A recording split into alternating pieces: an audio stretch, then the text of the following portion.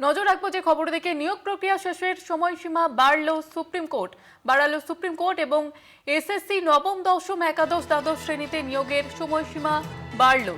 31শে August পর্যন্ত বৃদ্ধি করলো সুপ্রিম কোর্ট। 31শে ডিসেম্বরের বদলে 31শে অগস্ট পর্যন্ত সময়সীমা বাড়লো। আবারও একবার জানিয়ে রাখবো, 31শে অগস্ট পর্যন্ত বৃদ্ধি করলো সুপ্রিম কোর্ট, সময়সীমা বৃদ্ধি করা হয়েছে এবং 31শে ডিসেম্বরের বদলে 31শে অগস্ট পর্যন্ত সময়সীমা বাড়লো। যেমনটা আপনাদের জানাচ্ছিলাম যে সময়সীমা বাড়ল এসএসসির নিয়োগে, দ্বাদশ শ্রেণীর নবম দশম একাদশ দ্বাদশ শ্রেণীতে নিয়োগের সময়সীমা বাড়ল। আমাদের সঙ্গে টেলিফোন লাইনে রয়েছেন প্রতিনিধি পীযূষ কান্তি নাগ। পীযূষ কান্তি, ঠিক কি জানা যাচ্ছে, কি নির্দেশ দেওয়া হয়েছে?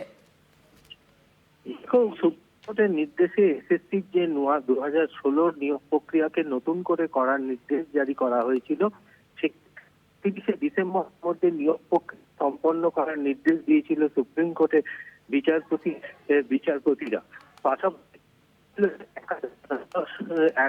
নবম দশম একাদশ দ্বাদশ শ্রেণীর এই নিয়োগ প্রক্রিয়া শেষ করতে হবে এই 31শে ডিসেম্বরের মধ্যে।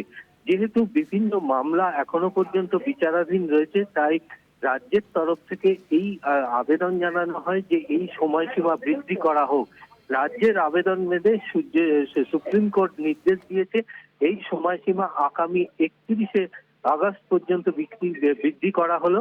তার মধ্যে এই নিয়োগ প্রক্রিয়াকে তাই নয়, এই সম্প্রসারণের ফলে যে সমস্ত চাকরিরতরা রয়েছেন, যারা 31শে ডিসেম্বর পর্যন্ত যাদের চাকরির মেয়াদ ছিল, তাদের সেই মেয়াদও কিন্তু বৃদ্ধি করা হলো সুপ্রিম কোর্টের এই নির্দেশিকা। অর্থাৎ 31শে আগস্ট পর্যন্ত এদের চাকরি আপাতত বহাল থাকবে। যোগ্য যে প্রার্থীরা রয়েছে তারা কি 31শে আগস্ট পর্যন্ত বেতন পাবে? একদমই তাই। যোগ্য প্রার্থী যারা রয়েছে তাদের এই 31শে আগস্ট পর্যন্ত তারা চাকরিতে বহাল থাকবেন। নতুন নিয়োগ প্রক্রিয়া সম্পন্ন না হওয়া পর্যন্ত সুপ্রিম কোর্টের যে নির্দেশিকা ছিল 31শে ডিসেম্বর পর্যন্ত তাদের চাকরি বহাল থাকবে, সেই নির্দেশিকার যেহেতু তা সম্প্রসারিত হলো, ফলে সেই যোগ্যদের চাকরি 31শে আগস্ট পর্যন্ত বহাল থাকবে।